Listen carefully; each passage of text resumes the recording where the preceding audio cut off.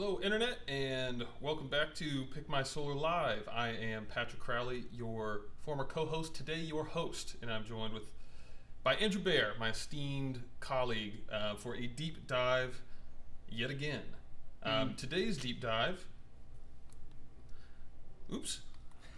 gotta go back one. It's deep dive number 58. We're going to be talking about California HOAs. And the question we get a lot from our homeowners is, can my HOA prevent me from going solar? The answer is maybe. That's why we're doing a deep Not dive. really. Yeah. They can't prevent you, but there are some rules, and that's what we'll talk about. Yeah. And as always, especially for an HOA, ask us anything, write us a comment now or after the show. Happy to get into it. Andrew knows everything there is to know about HOAs, probably more than he'd care to. But it is a pretty dense topic, but we'd be more than happy to walk you through it. So in California, there's something called the California Solar Rights Act, and that protects homeowners in HOAs against certain restrictions and provides the HOAs, I guess, certain restrictions about what they can actually restrict. Right. So what it says is that an HOA cannot put into one of their ordinances that homeowners in their region are not allowed to go solar. They can't tell you you're not allowed to go solar.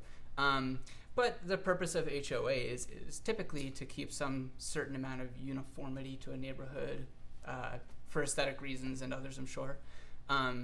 So the middle ground is that the HOAs can suggest some things if they stay within certain rules. Suppose we're going to get into the rules. Let's get into those rules.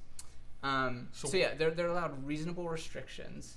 And then if you go to the next one, those reasonable restrictions are that the HOA cannot propose an alternative design if that alternative design will decrease the system performance by more than 10%. Okay. Or if the alternative design will increase the cost by greater than $1,000. That makes sense. It seems reasonable to me. It's somewhat reasonable. So what in reality can happen is that you can have an HOA request that you move some panels from maybe a south-facing side to a west-facing side, where it's not quite as productive, but it's still within that 10% threshold. And so therefore, maybe you're taking those panels away from the street and putting them onto a roofing plane that's not facing a street. So the HOA is happier about that, obviously. So generally speaking, though, what is the HOA trying to accomplish? Is it is mostly aesthetic concerns? That's the only concern I've ever received. Okay. When HOAs come to us and ask us to look at a solar system, they're almost always concerned about the aesthetics. Occasionally, the aesthetic reasons will be a little bit different from time to time. It's usually like street view. They want the aesthetics to look good. Occasionally, it'll be like this one neighbor is complaining about glare caused by another solar system. Or just one neighbor is complaining about the looks of the panels that are now facing their house. So whatever the reason, they would still have to fall under this 10% or $1,000 change in order for the HOA to be able to act on that. Yeah, before the system is built. If the system's already built and then a neighbor complains about the panels that are facing them, then the rules then the neighbor doesn't really have any leg to stand on, because the HOA should have caught that. If the homeowner who installed the panels submitted it like he was supposed to or she was supposed to, then there's nothing that it protects the other homeowner. Right, and so to go into the order of operations a little bit, the homeowner will get their design from their solar installer, then submit it to their HOA for approval. And so once the HOA, that's basically the HOA's opportunity to suggest a change, or if they approve it, then it should be all good going forward. Exactly. So if the HOA looks at it and doesn't consider another neighbor, then that could be the scenario where I was talking about, where a system gets built and then someone complains.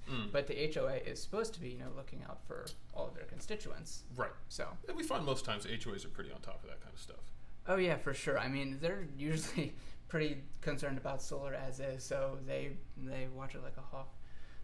Gotcha. And so they have 45 days to do that review, which a month and a half should be plenty of time to give people a chance to take a look at it and present alternative designs if there is one to be presented within the rules. Gotcha. The HOA has 45 days from the time it's submitted to them to get back to the homeowner on whether or not they can move forward or not. And it's not whether or not they can move forward. It's you can move forward with this design or an alternative that Gotcha. we're proposing to you. Understood. Okay. Yeah, that's the deal. That's so you the can deal. go solar in California without really having to worry about your HOA. Pretty good stuff for those of you homeowners in HOAs. And as always, we are Pick My Solar, competing solar solutions from top providers working within and without HOAs. We've done it. We'll do it again. More than happy to help you if you are in that bucket. And so, yeah, believe that is it. That is the end of Deep Dive number 58. Thank you, Andrew. Thank you, Internet. Till next time, I am Patrick Crowley, signing off.